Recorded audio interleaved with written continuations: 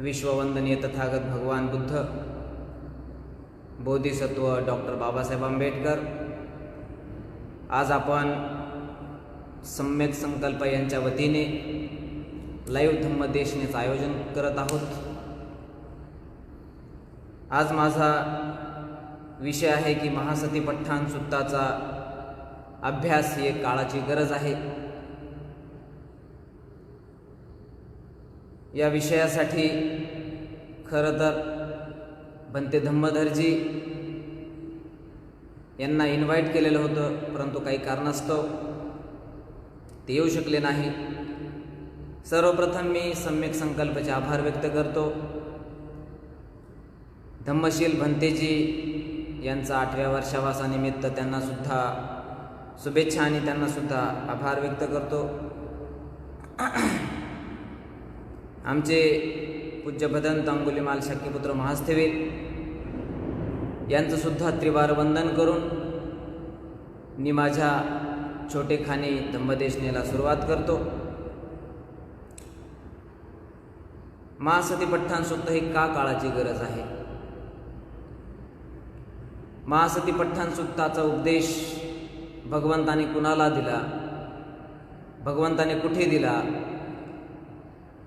त्यानंतर महासती पठ्ठाण सुत्ताच्या आजच्या या काळामध्ये महत्त्व काय,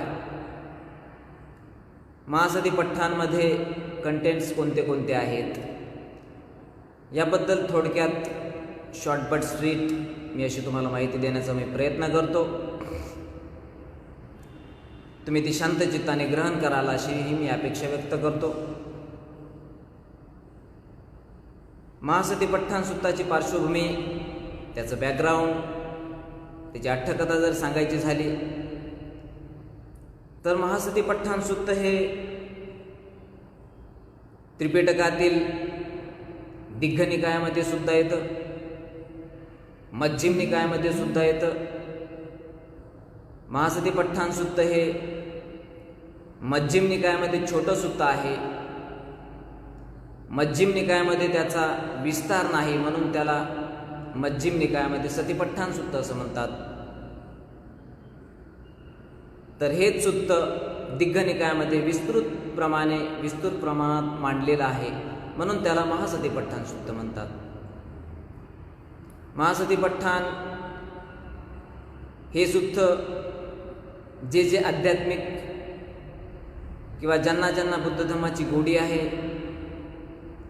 ज्यांना ज्यांना बुद्ध धर्माचं डीप तत्वज्ञान जाणून घ्यायचं आहे, किंवा ज्यांना श्रोतापन्न, सकादागामी, अनागामी आणि अरहंत अशा अवस्था प्राप्त करायच्या आहे, त्यांच्यासाठी हे सुत्त खरंच लाभदायक आहे, सुखदायक आहे। महासती पठ्ठाण सुत्ताची पार्श्वभूमी मी आत्ताच तुम्हाला सांगितली की हे सुत्त दिग्घ निकायातील आणि मध्यम निकायातील सुत्त असून हे भगवंताने एका कुरु प्रदेशातील कम्मासदम्म या गावामध्ये सांगितलेलं आहे। भगवंत म्हणतात, एकायनो अयं भिक्खवे मग्गो सत्तानं विशुद्धिया शोक परिदेवानं दुःखदो मनस्सानं अत्थंगमाय न्यायस्स अधिगमाय निब्बानस्स सच्चिक्रियाय यदीदं चत्तारो सतीपठ्ठाणा। बुद्ध या सुत्ताची सुरुवात करताना कुरु प्रदेशाचं नाव घेतात, कम्मासदम्माचंही नाव घेतात, आणि या कम्मासदम्मातील प्रदेशाचं नाव घेऊन भगवंत असं जाणतात की हे उपासक आणि उपासिका ह्या डीप धम्माला जाणण्यास योग्य आहेत, धम्म जाणण्यास, सद्धम्म जाणण्यास योग्य आहेत। मग भगवंताने त्यांना असं गंभीर तत्वज्ञान सांगण्यासाठी हा महासती पठ्ठाण सुत्ताचा उपदेश दिला। बुद्धाने प्रथमच वाक्य उच्चारलेलं आहे की एकायनो अयं भिक्खवे मग्गो सत्तानं विशुद्धिया। भिक्षू भिक्षुनींनो, उपासक उपासिकांनो, या संसारातील सत्वाच्या मुक्तीसाठी एकमेव बुद्धाचा मार्ग आहे, एकमेव विशुद्धीसाठी, सत्वांच्या विशुद्धीसाठी एकमेव मार्ग आहे, आणि तो म्हणजे 4 आर्य सत्य, 4 सतीपठ्ठाण। किंवा भगवंताचा मार्ग विशुद्धीकडे नेण्यासाठी तुम्ही अनेक सुत्ताचाही आधार घेऊ शकाल, परंतु तुम्हाला लवकरात लवकर जर अनंत अवस्था प्राप्त करायची असेल, मुक्ती अवस्था, मोक्ष अवस्था प्राप्त करायची असेल, तर तुम्हाला या सुत्ताचा पाठ करावा लागेल. पाठच करून होणार नाही, तर त्याचं तुम्हाला ते सदाचरणात आणावं लागेल, ते तुम्हाला आचरणात उतरावं लागेल, तरच त्याचा तुम्हाला निश्चितच लाभ होईल. महासतिपट्ठण सुत्ताचे आजच्या काळामध्ये महत्त्व काय? महत्त्व हेच आहे की आजचा माणूस एवढा संसारामध्ये डुबलेला आहे, संसाराच्या या कामतृष्णेमध्ये, भवतृष्णेमध्ये आणि विभव तृष्णेमध्ये एवढा डुबलेला आहे की त्याला यातून निघता निघेना. तर याचकरिता भगवंताने या सुत्ताचा उपदेश दिलेला आहे. अशा कामभोगी लोकांसाठी, तृष्णेमध्ये मग्न असणाऱ्या लोकांसाठी हा सुत्ताचा उपदेश खूप कामी येतो. जे जे कोणी महासतिपट्ठण सुत्ताचं पाठांतर करत असतील किंवा पठण करत असतील किंवा इर्यापत योग्य असेल, संपजान पप्प त्यांचं चांगलं असेल, तर त्यांचं तुम्ही आचरण बघा, त्यांची आध्यात्मिक उंची बघा, त्यांची आध्यात्मिक विचार करण्याची पद्धत बघा, खूप उंचावलेली असते. महासतिपट्ठण सुद्धा आपल्याला सामान्याकडून असामान्याकडे घेऊन जातं, दुःखाच्या अवस्थेतून आपल्याला सुखाकडे नेतं, माणसाच्या जीवनात आलेलं असमाधान दूर करून माणसाला समाधानी करतं. माणसाच्या जीवनामध्ये किती अडथळे आले त्यावर मात करण्यासाठी हे सुत्त मला वाटतं खूप कामाचं आहे, खूप लाभदायक आणि सुखदायक, कल्याणकारक, मंगलदायक आहे. नित्यनियमाने जर तुम्ही सतिपट्ठण सुत्ताचा अभ्यास, पाठांतर आणि ते जर सदाचरणात आणत असाल, तर त्याचा तुम्हाला 1 महिन्यात, 2 महिन्यात, 1 वर्षामध्ये सुद्धा रिझल्ट मिळू शकतो. ज्यावेळेस मी 2014 साली 18 वर्षाचा असताना पहिलं शिबिर केलं, त्यावेळेस मला सुद्धा भंग अवस्था प्राप्त झाली. परंतु ज्यावेळेस मी सतिपट्ठण सुत्ताचा पाठ केला आणि सतिपट्ठण सुत्ताला पठण केलं, पूर्णपणे पठण केल्यानंतर सतिपट्ठणच्या कोर्सला गेलो, त्यावेळेस मला सतिपट्ठण सुत्त काय असतं, त्याचा उपयोग काय, आपल्या जीवनामध्ये ते किती अमूल्य आहे, हे त्यावेळेस मला समजलं. नाहीतर मी सतिपट्ठण सुत्ताचा नुसता पाठच जर करत राहिलो असतो तर मला त्यातून काही मिळालं नसतं. मग सतिपट्ठण सुत्त हे फक्त पाठ करण्यासाठी नाही, ते तुमच्या आचरणात आणण्यासाठी, ते तुम्हाला सदाचरणी बनवण्यासाठी सुद्धा आहे. तुमची आध्यात्मिक उंची वाढवण्यासाठी ते सुत्त आहे. मी आशा करतो ते तुम्ही सुत्त पाठ कराल. पाठ जर होत नसेल तर तुम्ही कायानुपश्यना पाठ करा. तोच शब्दपणा आहे त्यामध्ये, तो पाठ करायला सुद्धा काही जास्त अवघड जाणार नाही. कायानुपश्यना पाठ करा. वेदनानुपश्यना आणि चित्तानुपश्यना पाठ करायला तर 1 दिवस लागेल, ते सुद्धा पाठ करा. आणि धम्मानुपश्यना, यामध्ये सुद्धा शब्दांची परत पुनरावृत्ती झालेली असल्यामुळे ते सुद्धा पाठ करण्यास काही कठीण नाही. धम्मानुपश्यना सुद्धा पाठ करा. त्याचा पाठ केल्याने तुमच्या जीवनामध्ये खरंच तुम्हाला निवरण काय असतात हे तुम्हाला समजेल. त्यानंतर संपजानपब्ब हे आनापानसती कायानुपश्यनामध्ये येतं. संपजानपब्ब म्हणजे चालताना, बोलताना आपण किती संयमी राहिलं पाहिजे हे त्यातून समजतं. इर्यापत पब्ब सुद्धा तेच सांगतं. इर्यापत पब्ब चालता, बोलता, फिरता, खाता पिता आपण किती संप्रज्ञ राहिलं पाहिजे. त्यानंतर आपण कोणतंही काम करताना शांत चित्तानं, संयमी चित्तानं केलं पाहिजे, हे त्यामध्ये फार सविस्तर वर्णित आहे. इर्यापत पब्ब त्यानंतर संपजान पब्ब, पटिकुल मनसिकार पब्ब, धातू मनसिकार पब्ब, नवशिवतिक पब्ब, हे सर्व पर्व जे आहेत ते तुमची आध्यात्मिक उंची वाढवण्यास योग्य आहेत. जर त्याचा तुम्ही पाठ करत राहाल, ते सदाचरणात उतरवत राहाल, तर त्याचा तुम्हाला निश्चितच लाभ मिळेल. 1 दिवसात, 2 दिवसात, महिन्याभरात किंवा वर्षभरात तुम्हाला त्याचा निश्चितच लाभ मिळेल. कायानुपश्यना आणि वेदनानुपश्यना ह्या कायाशी निगडीत बाबी आहेत. तर चित्तानुपश्यना आणि धम्मानुपश्यना या धम्माशी निगडीत गोष्टी आहेत. कायामध्ये काय काय आहे, आपल्या कायामध्ये किती घाण आहे, हे आपल्या धातू मनसिकार पब्बामध्ये सांगितलेलं आहे. कायाचं तुम्ही कसं दर्शन घेऊ शकता, या कायामध्ये किती घाण भरलेली आहे, या कायामध्ये कितीतरी कामतृष्णा, भवतृष्णा, विभवतृष्णा भरलेल्या आहेत. त्या नष्ट करण्यासाठी तुम्ही आनापानसतीचा आधार घेतला पाहिजे.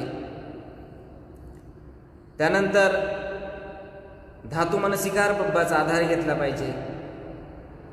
पटिकुल मनसिकार पब्बाचा सुद्धा आधार घेतला पाहिजे. खरंच त्याचा तुम्हाला निश्चितच लाभ मिळेल. इर्यापत पब्ब काय सांगतं? इर्यापत पब्ब सांगतं की या शरीरामध्ये 32 प्रकारची घाण आहे आणि ती 9 द्वारा वाटे वाहते आहे.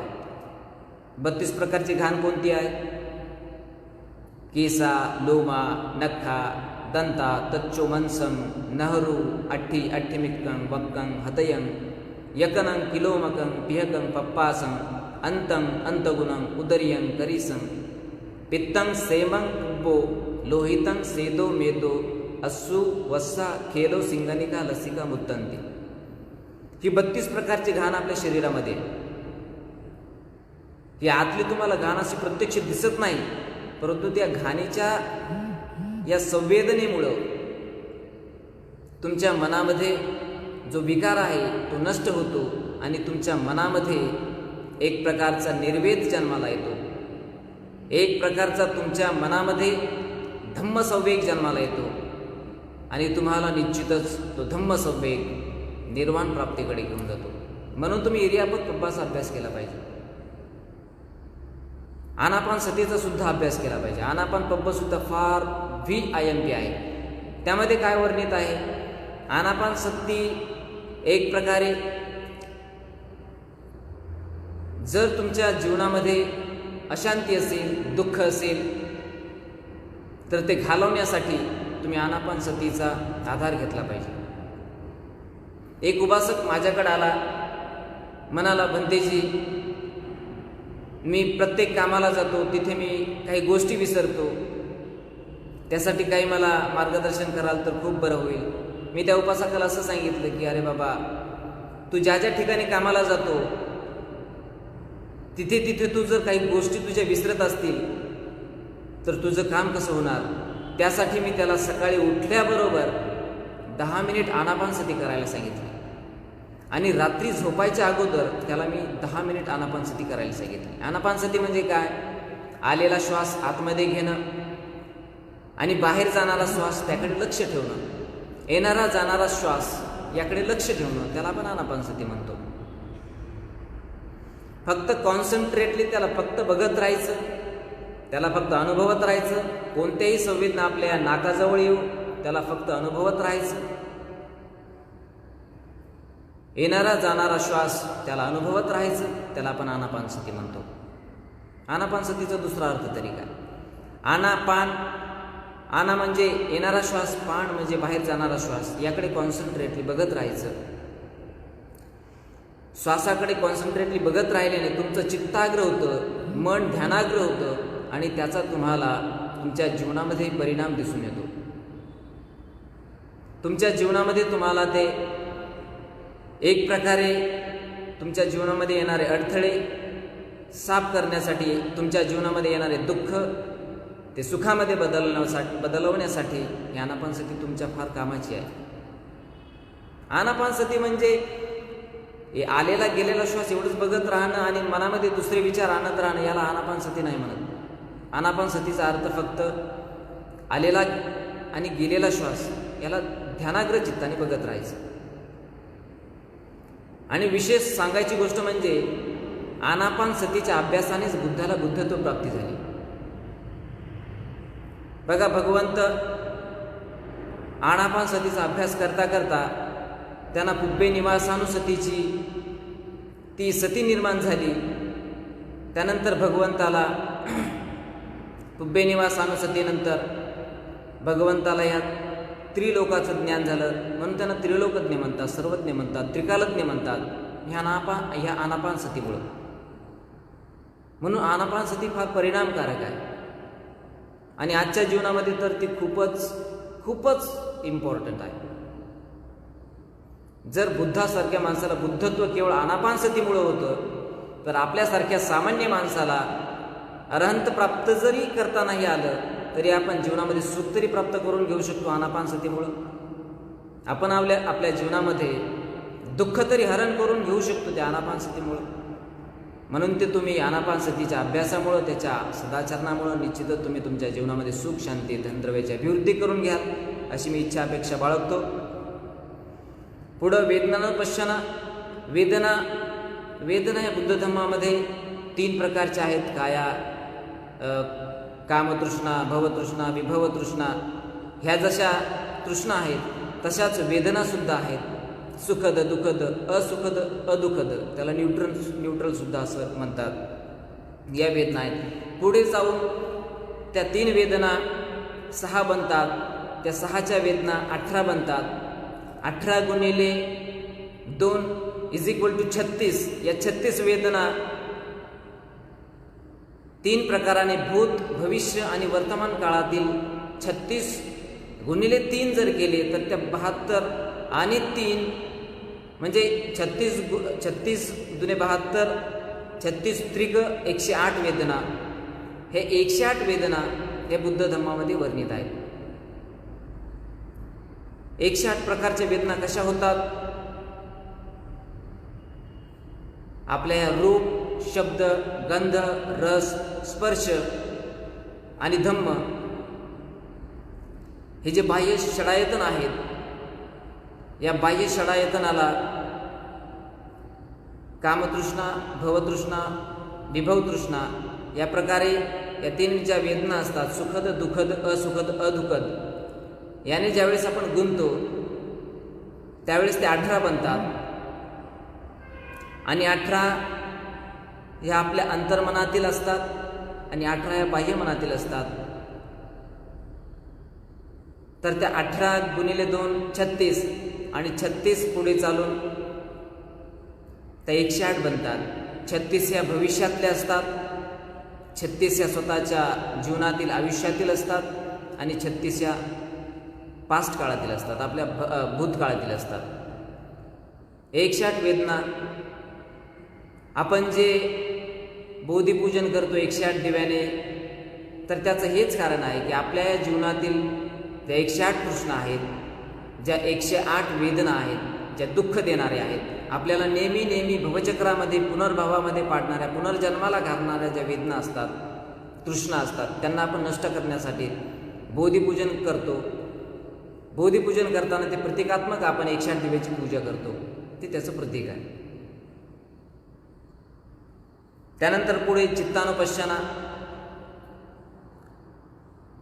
चित्तानुपश्यना हे जरी गंभीर असलं तरी ते आपण समजून घेण्याचा प्रयत्न केला तर ते आपल्याला निश्चितच समजून जाईल. चित्त हे 89 प्रकारचं कसं असतं, 121 प्रकारचं ते कसं होतं, त्यानंतर 52 प्रकारच्या चेतसी कशा आहेत, ह्या सुद्धा तुम्हाला गंभीर अभ्यासानंतर समजून येतील. चित्तानुपश्यना खूप महत्त्वाची आहे. तुम्हाला तुमचं चित्त जर शुद्ध करायचं असेल, तुम्हाला जर चित्त पवित्र करायचं असेल, पाण्यासारखं नितळ करायचं असेल, तर चित्तानुपश्यना फार आवश्यक आहे. आणि चित्तानुपश्यना आणि धम्मानुपश्यना हे आपल्या चित्तामध्ये, हे आपल्या चित्ताशी निगडीत आहे. चित्तानुपश्यना शुद्ध करण्यासाठी आपण निवरण पब्बाचा अभ्यास केला पाहिजे. निवरण पंप काय असतं? निवरण पंप निवरण हे 5 प्रकारचे असतात. कामछंद, व्यापाद, थिनमिद्ध, उद्धच कुक्कुच आणि विचिकिच्छा. हे जे निवरण पंप आहे हे नष्ट करायचं, जेणेकरून आपलं चित्त शुद्ध होईल. तुम्ही म्हणाल की माझं चित्त शुद्ध आहे, परंतु हे तुम्ही कसं सांगू शकता? तुम्ही तुमच्या जीवनामध्ये कामछंदाचा विचार करत असाल, कामभोगाचा विचार करत असाल, नेहमी व्यापादाचा विचार करत असाल, हिंसेचा विचार करत असाल, नेहमी तुम्हाला आळस येत असेल, नेहमी तुम्ही विचिकिच्छामध्ये दडपून जात असाल, हे असे तुम्हाला निवरण जर त्रास देत असेल, मानसिक त्रास देत असतील, तर तुम्ही कसं म्हणू शकता की माझं चित्त शुद्ध झालं?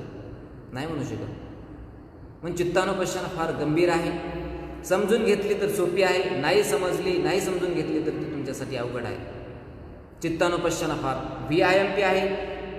खरं तर चित्तानुपश्यना मी सुद्धा नेहमी असाच विचार करत असतो की माझं कामचंद नष्ट हो, माझ्यामध्ये निष्काम भावना जागृत हो, माझा व्यापाद नष्ट हो, माझ्यामध्ये अहिंसेचा विचार जन्माला येऊ, माझ्यामध्ये जो थिनमिद्ध आहे तो नष्ट हो, माझ्यामध्ये अप्रमाद जन्माला येऊ, माझ्यामध्ये बुद्धाच्या प्रती, धम्माच्या आणि संघाच्या प्रती अप्रमाद जन्माला येऊ. त्यासाठी मी थिनमिद्धाची भावना करतो. थिनमिद्ध याचा अर्थ आळस. तो आळस नष्ट करण्यासाठी बुद्धाने अप्रमादाची भावना करायला सांगितली. ते सुद्धा मी करण्याचा प्रयत्न करतो चित्तानुपश्यना करण्यासाठी. विचिकिच्छा हे सुद्धा एक फार अतिशय दुष्ट निवरण आहे. विचिकिच्छा म्हणजेच असं, याचा अर्थच असा होतो की मनाला त्रास देणारे विचार येणं किंवा बुद्ध धम्म संघाबद्दल शंका मनामध्ये असणं, त्याला आपण विचिकिच्छा म्हणतो. म्हणून हे जे 5 निवरण आहेत मी आत्ताच जे सांगितले, कामछंद, व्यापाद, थिनमिद्ध, उद्धच कुक्कुच आणि विचिकिच्छा, हे जे निवरण आहेत हे तुम्ही नष्ट करण्याचा प्रयत्न केला पाहिजे. ज्याप्रमाणे एखादं उकळणारं जसं पाणी असतं त्यामध्ये आपण चेहरा बघू शकत नाही, तसंच माणसाच्या मनामध्ये जर कामछंद, व्यापाद, थिनमिद्ध, उद्धच कुक्कुच आणि विचिकिच्छा हे जर माणसाच्या चित्तामध्ये जर विचार असतील, हे पंचनिवरण असतील, तर माणसाचं चित्त कधीच शुद्ध होऊ शकत नाही आणि तो माणूस म्हणून आहे हे सुद्धा कळू शकत नाही. एक प्रकारे या 5ही निवरणाने जो युक्त असतो, नित्यनियमाने युक्त असतो, नित्यनियमान त्यामध्येच बुडालेला असतो, तो जनावरापेक्षा कमी नसतो असं मी म्हणतो. ज्याप्रमाणे शांत तलावामध्ये, एखाद्या शांत पाण्यामध्ये आपला स्वच्छ चेहरा दिसतो, स्वच्छ आरशामध्ये जसा आपला चेहरा दिसतो, तसं जर तुम्हाला चित्त करून घ्यायचं असेल तरी हे तुम्हाला निश्चितच नष्ट करावं लागेल. कामछंद तुमचा नष्ट करावा लागेल, कामभोगाचे विचार तुम्हाला नष्ट करावं लागेल, निष्काम भावना करावा लागेल, व्यापाद भावना तुम्हाला सोडून तुम्हाला अहिंसेचे विचार करावे लागतील. अहिंसा किती श्रेष्ठ आहे, अहिंसा परमोधर्म काय, सत्य परमोधर्म काय, सेवा परमोधर्म काय, आचार्य परमोधर्म काय, असे तुम्हाला सुविचार करावे लागतील. त्यावेळेस तुमचा व्यापाद नष्ट होईल. व्यापाद नष्ट करण्यासाठी तुम्हाला मैत्री भावनेचे विचार करावे लागतील, मैत्री भावना करावी लागेल. 4ही दिशा, 8ही दिशा आणि 10ही दिशाचे सत्व, जीवन सत्व, सजीव सगळे सुखी हो अशी तुम्हाला मैत्री भावना करावी लागेल. त्याला आपण अहिंसे मैत्री भावनेचे विचार म्हणतो, त्यालाच आपण व्यापाद नष्ट करण्यासाठीचे विचार म्हणतो. आणि हेच त्यासाठी मेन हत्यार आहे, याचा तुम्ही वापर केला पाहिजे. त्यानंतर थिनमिद्ध जे आहे, थिनमिद्ध नष्ट करण्यासाठी तुमच्या जीवनामध्ये जर दुःख असतील तर तुम्ही ध्यानाला बसता. त्याचं कारण असं असतं की तुमच्या जीवनामध्ये ध्यान केल्याने सुख येईल, परंतु तुम्हाला ध्यान करता करता डुकली येते किंवा तुम्हाला ध्यान करू वाटत नाही, तर ते ध्यान न करू देणारं कोण असेल तर ते थिनमिद्ध असतं. म्हणून बुद्ध म्हणतात, ध्यान जर करताना तुम्हाला आळस आलेला असेल किंवा आळस येत असेल तर डोळ्यावर पाणी मारा किंवा थोडा वेळ कान चोळा किंवा थोडा वेळ चाला, चंक्रमण करा, थोडा वेळ तुम्ही आनापानसतीचा अभ्यास करा, उच्च असा श्वासोच्छवास घ्या, जेणेकरून तुमचा आळस नष्ट होईल आणि तुमच्यामध्ये अप्रमाद जन्माला येईल. अप्रमाद म्हणजे कोणत्याही कामाबद्दल उत्साह जन्माला येईल. तो तुम्ही अप्रमाद जन्माला आणून तुम्ही तुमच्या जीवनातील कोणतेही श्रेष्ठ असं ध्येय गाठू शकता. त्यानंतर उद्धच्च कुक्कुच्च काय, विचिकिच्छा काय. उद्धच्च कुक्कुच्च म्हणजे माणसाच्या मनामध्ये येणारे असे कुविचार असतात. माणसाचं मन जर चांगल्या कामात गुंतून गेलं असेल तर ते चांगलं काम एक चित्त असं असतं, ते करू देत नाही. हे काम तू कशाला करतोस, हे काम तू कोणाच्या कल्याणासाठी करतोस, हे काम तू सोडून दे, हे काम तू करू नको. जे असं सांगणारं चित्त असतं त्याचा अंतर्भाव आपण उद्धच्च कुक्कुच्चमध्ये करू शकतो. उद्धच्च कुक्कुच्च म्हणजे माणसाच्या मनातील अशी बैचेनी अवस्था, एक प्रकारची असंतुष्टी असते चित्तामध्ये, तिला आपण उद्धच्च कुक्कुच्च म्हणतो. विचिकिच्छामध्ये बुद्ध धम्म संघाबद्दल किंवा त्रिरत्नाबद्दल अश्रद्धा असणं, श्रद्धा नसणं, त्याला आपण विचिकिच्छा म्हणतो. ह्या चित्तानुपश्यनेचा जर तुम्ही अभ्यास करत राहाल, धम्मानुपश्यनाचा जर तुम्ही अभ्यास करत राहाल तर तुमचं निश्चितच चित्त पाण्यासारखं शुद्ध होईल, पाण्यासारखं निर्मळ राहील आणि त्याचा तुम्हाला तुमच्या जीवनामध्ये निश्चितच लाभही पाहायला मिळेल. अभ्यास करत असाल तर त्याचा तुम्हाला परिणाम मिळेल आणि अभ्यास जर करत नसाल तर त्याचा तुम्हाला परिणाम मिळणार नाही. चित्त शुद्ध करायचं असेल तर त्यासाठी तुम्हाला ध्यान करावं लागेल, चित्ताला तुम्हाला ध्यानाग्र करावं लागेल, तुमचं चित्त एकाग्र करावं लागेल, तर त्याचा तुम्हाला एक प्रकारचा फायदा मिळेल. नाहीतर तुम्ही असं म्हणायचं की मी कायानुपश्यना, वेदना, चित्त, धम्मानुपश्यना करतो, परंतु भंतेजी मी आजपर्यंत श्रोतापन्न कसा बनवू शकलो नाही, सकादागामीपर्यंत मी कसा पोहोचू शकलो नाही, चुल्ल श्रोतापन्न तरी व्हायला पाहिजे होतो, ते मी कसा होऊ शकलो नाही.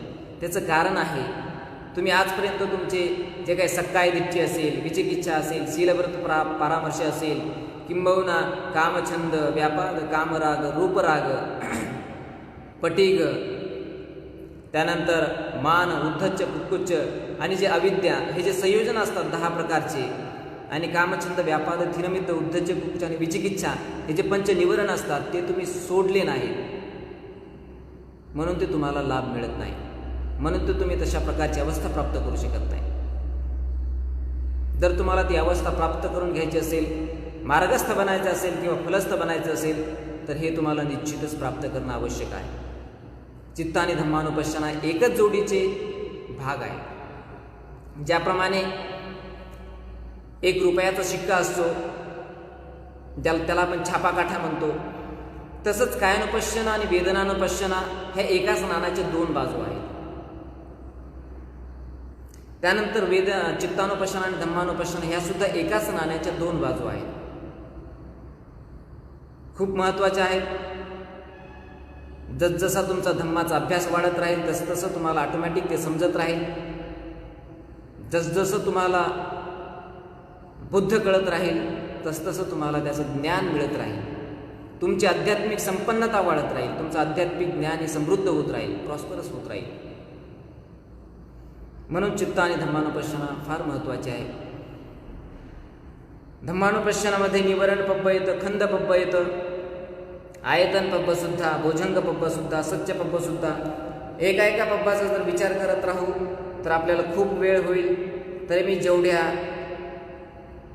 शक्य होईल तेवढ्या वेळेमध्ये संपवण्याचा, समजून सांगण्याचा प्रयत्न करतो. त्याचं महत्त्व आपल्या जीवनामध्ये काय आहे ते तुम्हाला समजतच असेल किंवा ते आपल्या जीवनामध्ये किती इम्पॉर्टंट आहे हे तुम्हाला माझ्या बोलण्यातून समजतच असेल. आपल्या जीवनामध्ये महासती पठ्ठाण सूक्ताचा अभ्यास करणं किती काळाची गरज आहे हे तुम्हाला समजतच असेल.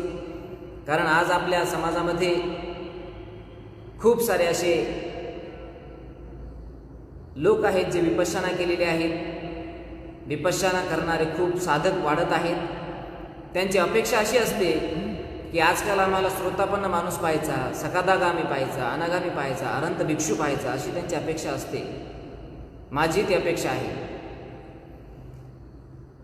तर मग ह्या अवस्था प्राप्त करण्यासाठी, बुद्ध धम्माच्या डिग्र्या प्राप्त करण्यासाठी तुम्हाला धम्म आणि चित्तानुपश्यना अत्यावश्यक अभ्यासणं गरजेचं आहे, अत्यावश्यक आहे. जर ते तुम्ही त्याचा अभ्यास करत नसाल तर ते तुम्हाला फळही मिळणार नाही.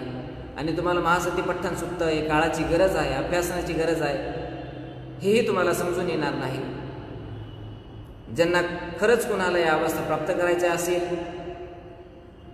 त्यांनाच हे बुद्ध धम्माच्या डिग्र्या काय आहेत, त्या का प्राप्त कराव्या, कशा प्राप्त कराव्या हे तुम्हाला समजून येईल. त्यानंतर खंदपब्बामध्ये बुद्ध धम्म खूप विस्तृत प्रमाणात मार्गदर्शन करतो. खंद हे 5 आहेत: रूप, वेदना, संज्ञा, संस्कार आणि विज्ञान. खंद हे 2 भागामध्ये विभक्त आहेत, नाम आणि रूपामध्ये. नामामध्ये एकूण 4 खंड येतात: वेदना, संज्ञा, संस्कार आणि विज्ञान. तर रूपामध्ये 4 धातू येतात: पृथ्वी, आपो, तेजो, वायू. हे जसजसं तुमचा अभ्यास वाढत राहील तसतसं तुम्हाला महासती पठ्ठण सुत्ताचं ऑटोमॅटिक महत्त्व कळत राहील. आणि महासती पठ्ठण सुत्त आपण का अभ्यासलं पाहिजे हेही तुम्हाला समजत राहील. खंदपब्ब, एकदा एक भिक्षू सारीपुत्रांकडे गेला आणि सारीपुत्रांकडे जाऊन सारीपुत्राला विनंती केली की भंते सारीपुत्रजी, या खंदपब्बाचं किंवा या खंदाचं म्हणजे आपल्या जीवनामध्ये महत्त्व काय असतं, हे जे पंचस्कंद आहे त्याचा अभ्यास केल्याने त्याचं काय फळ होतं, या पंचखंदाचा जर नित्यनियमाने आपण अभ्यास करत राहिलो तर याचा फायदा काय होतो, लाभ काय होतो, आपल्या जीवनामध्ये काय मंगल करते खंद, पंचस्कंद. तर त्यावेळेस सारीपुत्र असं त्यांना उत्तर देतात की जो माणूस पंचस्कंदाचा नित्यनियमाने अभ्यास करत असेल, जो माणूस नित्यनियमाने रूप, वेदना, संज्ञा, संस्कार, विज्ञान, संस्कार, संज्ञा, वेदना, रूप असा उलट आणि सुलट, अनुलोम आणि प्रतिलोम याचा या दृष्टीने अभ्यास करत असेल तर तो माणूस निश्चितच चुल्ल श्रोतापन्न बनतो. आणि जो माणूस चुल्ल श्रोतापन्न बनला, त्या माणसाने जर या पंचस्कंदाचा अभ्यास करत राहिला, अप्रमादाने यामध्ये तो दंग राहिला, तर तो चुल्ल श्रोतापन्न माणूस या पंचस्कंदाचा अभ्यास केल्याने श्रोतापन्न बनतो. श्रोतापन्न अवस्थेला प्राप्त झालेला माणूस या पंचस्कंदाचा अभ्यास केल्याने सकादागामी बनतो. सकादागामीनं जर अभ्यास या पंचस्कंदाचा नित्यनियमाने अप्रमादपूर्वक जर करत राहिला तर तो अनागामी बनतो. आणि जर अनागामी माणसाने या पंचस्कंदाचा नित्यनियमाने अप्रमादपूर्वक अभ्यास सुरूच ठेवला तर तो माणूस अनंत पदापर्यंत पोहोचतो. हे वचन सारीपुत्राचं आहे. बघा किती इम्पॉर्टंट आहे, किती महत्त्वपूर्ण आहे. आपल्याला सुखाची अवस्था, परमावस्था, शुद्धावस्था, ब्रह्मानंद आणि परमानंद, स्वर्गानंद जर घ्यायचा असेल तर तो या अवस्थेमध्ये आहे, अशी मी अपेक्षा करतो. तुम्ही ती बाळगाल आणि निश्चितच या अवस्था प्राप्त करण्यासाठी तुम्ही अप्रमादपूर्वक चित्त आणि धम्मानुपश्यना, काय आणि वेदनानुपश्यनासह याचा अभ्यास नित्यनियमानं करत राहाल, अशीही मी अपेक्षा करतो.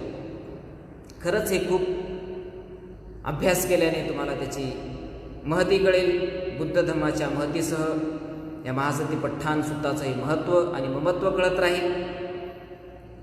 म्हणून खंदपब्बाचा अभ्यास करत राहायला पाहिजे. सारीपुत्राचं वचन, सारीपुत्र हे तर भगवंताचे धम्मसेनापती होते, प्रमुख शिष्य होते. त्यांचं वचन म्हणल्यानंतर ते खरंच अमूल्य आहे. म्हणून खंदपब्बाचा अनुलोम प्रतिलोम, उलट सुलट जर असा तुम्ही अभ्यास करत राहाल, त्या विचारामध्ये तुम्ही नित्यनेमाने दंग राहाल, तर तुमच्या मनातील या पंचस्कंदाच्या नेहमीच्या विचाराने जे काही तुमच्या मनामध्ये येणारे निवरण असतील, तुमच्या मनामध्ये येणारे संयोजन असतील, ते नष्ट होतील. तुमच्या मनातील ज्या काम, भव आणि विभव तृष्णा आहेत त्याही जवळजवळ नष्ट होत राहतील या पंचस्कंदाच्या अभ्यासाने. मग पंचस्कंद फार महत्त्वाचे आहे.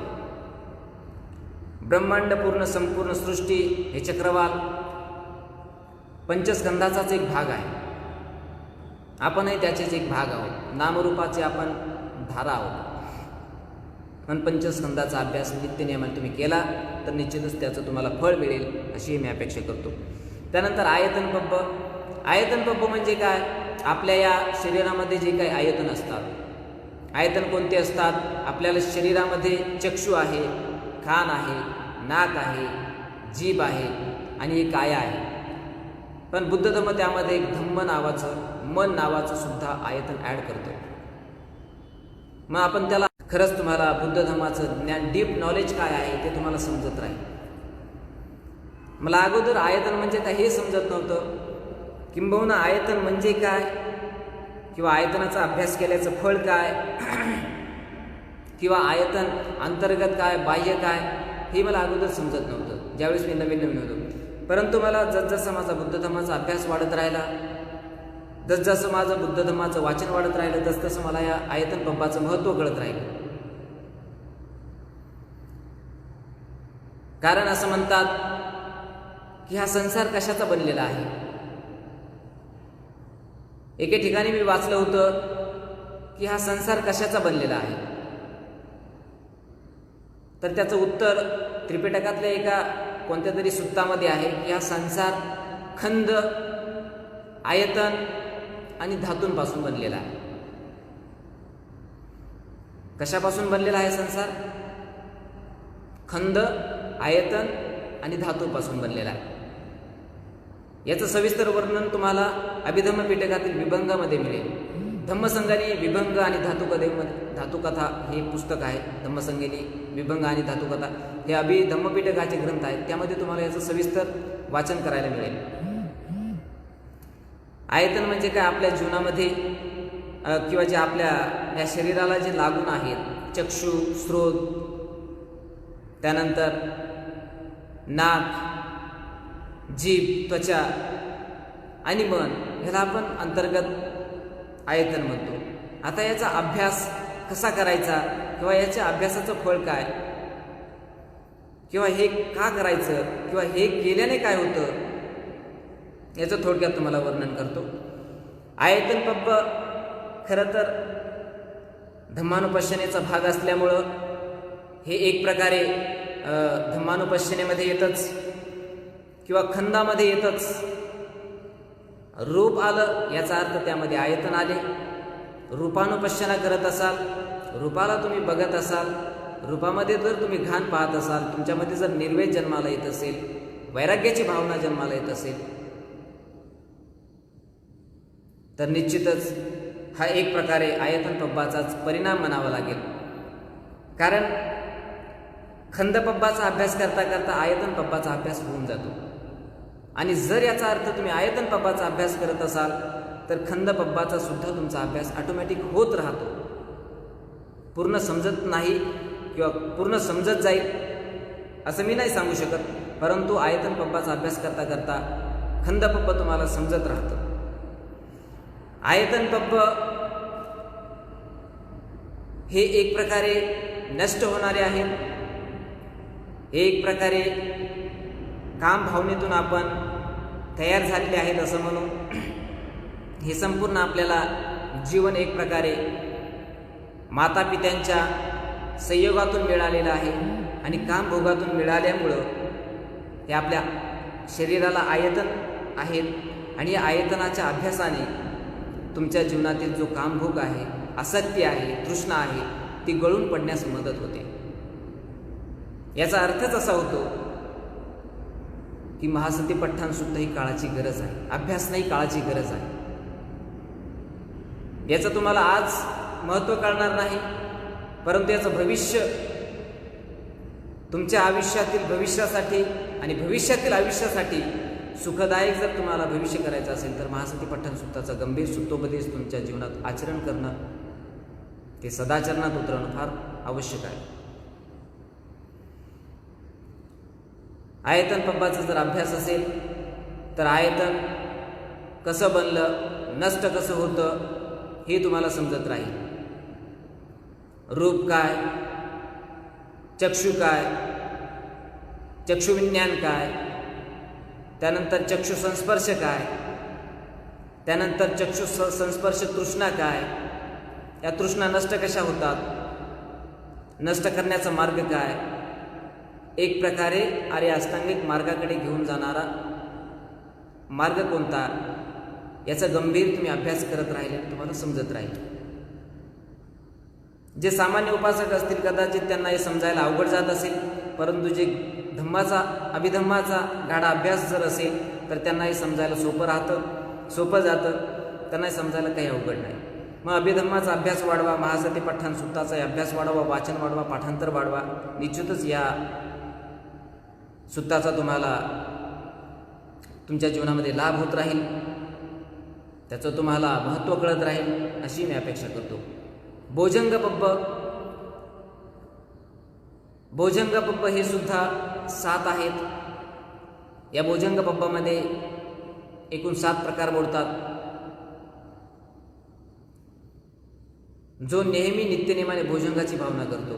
भोजंग किती आहेत? एकूण 7 आहेत. ते कोणते कोणते आहेत? भोजंग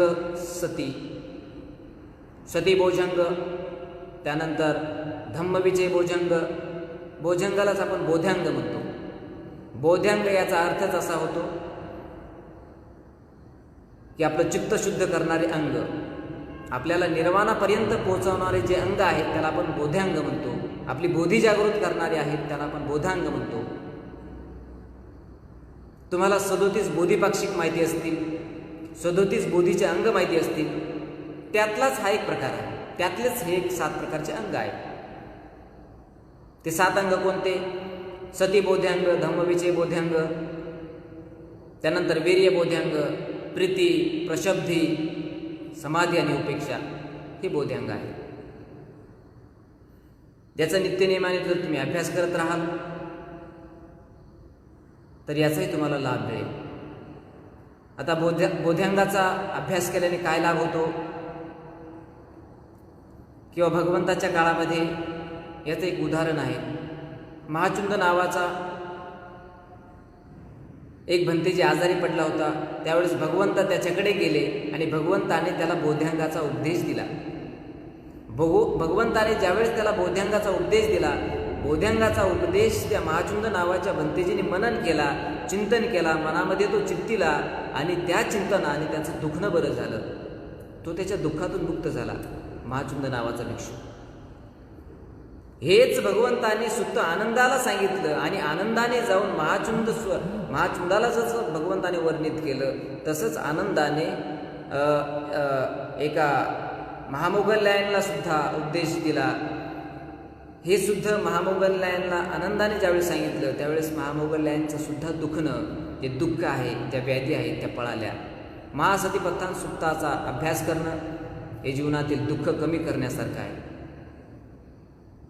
तुमच्या जीवनामध्ये काही अडथळे असतील किंवा जर तुमच्या जीवनामध्ये व्याधी असतील, मानसिक असतील किंवा शारीरिक असतील, त्या व्याधी दूर करण्यासाठी या सतीपठ्ठाण सुत्तासह या भोजंगाचा फार लाभ होतो. ज्याप्रमाणे भगवंताने त्या महाचुंद भंतेजींचं दुखणं बरं केलं किंवा त्या चुंदाला या भोजंगाचा उपदेश देऊन त्याचं दुःख हरण केलं, भगवंताने आनंदाला सुतोपदेश देऊन आनंदाने तो महामोगल्यांजवळ सांगितला, महामोगल्यांचं सुद्धा दुःख दूर झालं. तो महामोगल्यान सुत्ताचा एक उपदेश आहे, सुत्ता आहे, ते वाचत म्हणजे तुम्हाला समजेल. महामोगल्यांचं सुद्धा दुःख दूर झालं. एवढं लाभदायक, एवढं अतिमहत्वाचं हे सुत्ता आहे. या भोजंगाचा अभ्यास करत राहिल्याने मला नाही वाटत की तुमच्या जीवनातील दुःख वाढत राहील. तुमच्या जीवनातील निश्चितच सुख वाढत राहील, निश्चितच तुमच्या जीवनामध्ये दुःख कमी होत राहील. ज्याप्रमाणे त्या महामोगल्यांचं दुःख जसं दूर झालं, महाचुंदाचं जसं दुखणं बरं झालं, मानसिक व्याधी बऱ्या झाल्या, तशाच आपल्याही जीवनातील व्याधी, दुःख, मानसिक त्रास, भय, संत्रास दूर होतील. म्हणून भोजंग पब्बाचा अभ्यास करत राहिला पाहिजे. भोजंग पब्बामध्ये एकूण सती, त्यानंतर धम्मविजय, वीर्य, प्रीती, पशब्दी, समाधी आणि उपेक्षा याचं जर तुम्ही उलटसुलट प्रतिलोम अनुलोम प्रकारे जर अभ्यास जरी करत राहाल, मनामध्ये जर चिंतन जरी करत राहाल, तर तुमच्या मनातील जे काही विकार आणणारे विचार असतील किंवा विकार पैदा करणारे जे विचार असतील ते नष्ट होतील. भोजंगामध्ये एवढी ताकद आहे की तुमच्या मनातील वाईट विचार ऑटोमॅटिक पळून जातील, एवढी त्यामध्ये पॉवर आहे. भोजंगाचा जर तुम्ही एखाद्या वेळेस आनापानसतीचा अभ्यास करत राहाल, आनापानसतीचा जर तुम्ही एखाद्या वेळेस अभ्यास करत राहाल, तर तुम्ही नुसते भोजंगाचा एक प्रकारे मनन जरी करत राहाल, आनापानसती करता करता जर तुमच्या मनामध्ये वाईट विचार येत असतील, तर तुम्ही भोजंगाचं स्मरण जरी करत राहाल, तर त्या भोजंगाच्या प्रभावाने, प्रतापाने ते वाईट विचार पळून जातील. तुमच्या मनामध्ये सतीचा विचार येईल, धर्मविषयाचा विचार येईल, प्रीती, प्रशब्दी, वीर्य, समाधीचा विचार येईल आणि निश्चितच तुमच्या जीवनामधील दुःख हलकं होण्यासाठी हे भोजंग तुम्हाला मदत करेल, अशी मी अपेक्षा करतो. त्यानंतर धम्मानुपशनामधील शेवटचं पब्ब जे आहे सच्च पब्ब. सच्च पब्ब याला आपण एक प्रकारे आर्य अष्टांगिक मार्गाचं पर्व असं म्हणू किंवा पब्ब म्हणू. यामध्ये बुद्धाने आर्य अष्टांगिक मार्ग वर्णित केलेला आहे. जसं आर्य अष्टांगिक मार्ग शील, समाधी, प्रज्ञामध्ये विभक्त आहे आणि शील, समाधी, प्रज्ञा हे 4 आर्य सत्यामध्ये बोलतो. मग या ठिकाणी 4 आर्य सत्याचा भगवंताने सुप्तोपदेश दिला. 4 आर्य सत्य कोणते बरं? दुःख काय, दुःखाचं कारण काय, ते निवारणाचा पर्याय काय, आणि त्यानंतर ते दुःख दूर करण्यासाठी मार्ग काय, हे आर्य अष्टांगिक मार्ग होय. दुःखाचा समुदय काय, दुःखाचं निवारण कसं करायचं आणि दुःख निरोध गामिनी पटिपदा काय, हे यामध्ये सविस्तर वर्णित आहे. दुःख तर तुम्हाला कळतंच. समुदय म्हणजे हे जे तृष्णा आहेत त्यामुळे आपल्या दुःखाचा समुदय होतो, दुःख वाढत राहतं, तेच आपल्या दुःखास कारक आहेत, तेच आपल्या दुःखासाठी कारण आहेत. म्हणून तुम्ही कामभव आणि विभव तृष्णा नष्ट कराल तर ऑटोमॅटिक तुमच्या जीवनातील दुःख कमी होतील. मार्ग म्हणजेच आर्य अष्टांगिक मार्ग. आर्य अष्टांगिक मार्ग म्हणजेच अष्टांग मार्ग, त्यालाच आपण 8 फोल्ड पाथ म्हणतो. त्यामध्ये भगवंताने 8 मार्ग वर्णित केलेले आहे. 8 मार्गाचं सविस्तर स्पष्टीकरण केलेलं आहे. 8 मार्ग कोणते बरं? ते सम्यक दृष्टी काय, सम्यक दृष्टी, त्यानंतर सम्यक संकल्प, सम्यक वाचा, त्यानंतर सम्यक कर्म, सम्यक आजीविका, सम्यक व्यायाम, सम्यक स्मृती आणि सम्यक समाधी. याला आपण आर्य अष्टांगिक मार्ग म्हणतो. आता एकाचा शॉर्ट बट स्वीट तुम्हाला स्पष्टीकरण देण्याचा प्रयत्न करतो. ते आपल्या जीवनामध्ये किती इम्पॉर्टंट आहेत किंवा आपल्या जीवनामध्ये ते कशी कलाटणी देऊ शकतात, आपल्याला कोणत्या अवस्थेपासून ते कोणत्या अवस्थेपर्यंत नेऊन पोहोचू शकतात, हे मी तुम्हाला थोडक्यात वर्णन करतो. सम्यक दृष्टी, माणसाने नेहमी जीवनामध्ये सम्यक दृष्टीवान असलं पाहिजे. असं म्हणतात की माणसाची जी दृष्टी आहे तीच माणसासाठी सृष्टी आहे. माणूस जो पाहतो तेच माणूस मनामध्ये चिंतन करतो आणि तेच रिफ्लेक्शन होऊन आपल्या मनाला ते खाद्य पुरवतं आणि माणूस तसा विचार करायला भाग पडतो. मग सम्यक दृष्टी फार महत्त्वाची आहे. सम्यक दृष्टी, सम्यक संकल्प हे प्रज्ञेमध्ये बोलतात. याचा जर तुम्ही उच्च अभ्यास ठेवला तर तुमची प्रज्ञा ही जागृत होईल, प्रज्ञा ही विकसित होईल, प्रज्ञासुद्धा तुमची बलवान होईल. सम्यक दृष्टी, जशी तुमची दृष्टी असेल तशी तुमच्यासाठी सृष्टी भासते. सम्यक वाचा, संकल्प नेहमी माणसाने सदाचारीच करावे, नेहमी माणसाने सुविचार करावे, नैष्कर्म्याचा संकल्प असला पाहिजे, अव्यापात संकल्प असला पाहिजे, अहिंसा संकल्प असला पाहिजे, त्याला आपण संकल्प म्हणतो. दृष्टीसुद्धा एक प्रकारे चार आर्य सत्याला समजून घेणं, त्यालाच आपण सम्यक दृष्टी म्हणतो. सम्यक वाचा म्हणजे काय? चांगलं बोलणं, चुगल्या न करणं, एकामेकाच्या लाव्या दिव्या न करणं, त्याला आपण सम्यक वाचा म्हणतो. सम्यक कर्म म्हणजे काय? वाईट काम न करणं, प्राणीहिंसा न करणं, पानातिपाता वेरमणी न करणं, अदिन्नादाना, कामेसुमिच्छाचारा, ह्या ज्या हाताने घडणाऱ्या किंवा कायेने घडणाऱ्या, शरीराने घडणाऱ्या ज्या आहेत ते कर्म न करणं, त्याला आपण सम्यक कर्म म्हणतो. त्यानंतर आजीविका, कोणतेही चांगलं काम करणं, जो बुद्ध धर्मामध्ये व्यवसाय सांगितलेला आहे तोच करणं, विषाचा व्यवसाय न करणं, पशुपालन ते काही विकण्यासाठी कापण्यासाठी तो व्यवसाय न करणं, गांजू आप्या किंवा जे असे नशेचे पदार्थ असतात, नशेचे पदार्थ असतात त्याचा व्यवहार न करणं, हे जे बुद्ध धर्मामध्ये सांगितलेले आहेत व्यवसाय जे किंवा निषिद्ध आहेत, दुप्पट आहेत, ते न करणं, त्याला आपण एक प्रकारची आजीविका म्हणतो. त्यानंतर सम्यक व्यायाम, स्मृती आणि समाधी हे समाधीमध्ये येतात.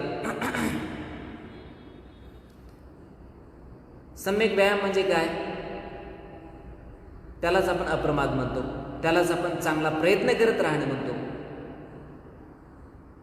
जर तुमच्या जीवनामध्ये काही ध्येय असतील, काही संकल्प असतील, काही उद्दिष्ट, गोल असतील, एम असतील, टार्गेट असेल, ॲम्बिशन असेल, महत्त्वाकांक्षा, इच्छा, आकांक्षा असेल, त्या मिळवण्यासाठी तुम्ही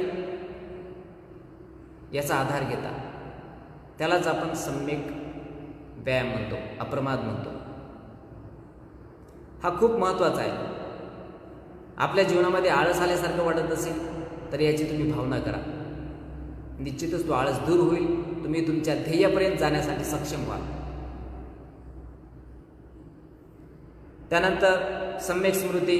स्मृती आताच आपण बघितली, कायानुपश्यना, वेदना, चित्त आणि धम्मानुपश्यना हे बघितली, त्यालाच आपण सम्यक स्मृती म्हणतो. कायाचा अभ्यास करणं त्याला आपण कायानुपश्यना म्हणतो, वेदनेचा अभ्यास करणं त्याला आपण वेदनानुपश्यना म्हणतो. चित्ताचे प्रकार काय? 52 प्रकारच्या चेतसिका कशा असतात, कशा होतात, चित्त 89 प्रकारचं कसं असतं, त्यानंतर 121 प्रकारचं कसं होतं, हे जे चित्ताबद्दलचे विचार असतात किंवा चित्ताबद्दलचा जो अभ्यास असतो आपण त्याला चित्तानुपश्यना म्हणतो. किंवा मनातील जे राग, द्वेष, मोह हे जे याला आपण मार म्हणतो, हे जे नष्ट करण्यासाठी जी भावना असते तिला आपण चित्तानुपश्यना म्हणतो. म्हणून याचा सुद्धा अभ्यास तुम्हाला असणं फार अत्यावश्यक आहे, अगत्याचं आहे. त्यानंतर धम्मानुपश्यना. आताच आपण बघितलं की निवरण पब्ब, खंड पब्ब, आयतन पब्ब, सच्च पब्ब आणि भोजंग पब्ब हे जे महत्त्वाचे आहेत ते आपण धम्मानुपश्यनामध्ये त्याला अंतर्भूत करतो, ते त्यामध्ये इन्क्लूड होतात.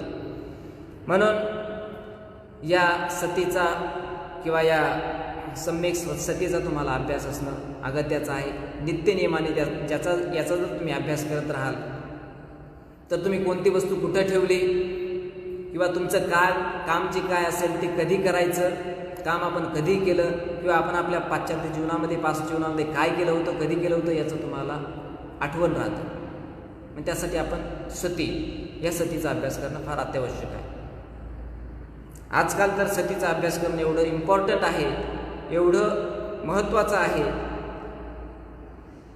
नाहीतर मेमरी लॉस व्हायचं, नाहीतर एखाद्याची मेमरी लॉससुद्धा होऊ शकते. त्यासाठी आपण या सतीचा अभ्यास जर ठेवला तर निश्चितच त्याचा तुम्हाला लाभ होईल. जे काही तुम्ही वाचाल, अभ्यास कराल ते तुम्हाला ते नित्यनियमाने आठवत राहील. म्हणून सती फार महत्त्वाची आहे. आजच्या आपल्या जे कॉम्पिटेटिव्ह एक्झाम करणारे आहेत, जे कॉम्पिटंट आहेत, त्यांच्यासाठी तर याचा अभ्यास असणं फारच आवश्यक आहे. सतीचा अभ्यास करणं हे जसं आज काळाची गरज आहे तसंच आपल्या जीवनामध्ये बुद्ध उतरवणं, बुद्धाचं तत्त्वज्ञान उतरवणं आणि अरहंत अवस्थापर्यंत जाणं किंवा बुद्ध धर्मातील ज्या तत्त्वज्ञानपूर्व ज्या अवस्था आहेत त्या प्राप्त करणं ही सुद्धा त्यासाठी आवश्यक आहे. सतीचा अभ्यास करता करता तुम्हाला बुद्ध धर्म समजत राहील आणि बुद्ध धम्म समजत राहता राहता तुम्हाला त्रिपिटकाचा संपूर्ण अभ्यास होत राहील. म्हणून शक्य तेवढा सती म्हणजे काया वेदना चित्त आणि धम्मानुपश्यना याचा एकत्र जर अभ्यास करत राहाल किंवा सती जी आहे ती आणखीन जागृत होण्यासाठी, जागृत असणाऱ्यांची आणखीन जागृत होण्यासाठी सतीचा सम्यक स्मृतीचा अभ्यास जर तुमचा वाढत राहील तर त्याचा तुम्हाला निश्चितच लाभ, अलभ्य लाभ, सुलाभ होत राहील अशी मी इच्छा अपेक्षा बाळगतो. त्यानंतर शेवटची आहे सम्यक समाधी. सम्यक समाधीसुद्धा फार आपल्या जीवनामध्ये अत्यावश्यक आहे. समाधी नसेल तर माणूस हा बेचैन राहतो. माणसाच्या जीवनामध्ये समाधान प्राप्त करून घ्यायचं असेल तर त्यासाठी समाधी लागते. नाहीतर एखादं काम करताना आपण चुकलो तर आपल्याला लोक नाव ठेवतात, ध्यानावर नाही असं म्हणतात, बुद्धी काम करत नाही असं म्हणतात, याचं आयुष्य संपलं, याच्या गोळ्या संपल्या असं काहीही म्हणतात. त्यासाठी हे सम्यक समाधीचा अभ्यास असणं फारच अत्यावश्यक आहे. सम्यक समाधी ते सम्यक दृष्टीपर्यंत अभ्यास करणं, सम्यक दृष्टीपासून ते सम्यक समाधीपर्यंत प्रतिलोम अनुलोम या अष्टांग मार्गाचा अभ्यास करत राहणं म्हणजे तुमच्या जीवनामध्ये आध्यात्मिक उंची गाठत राहणं.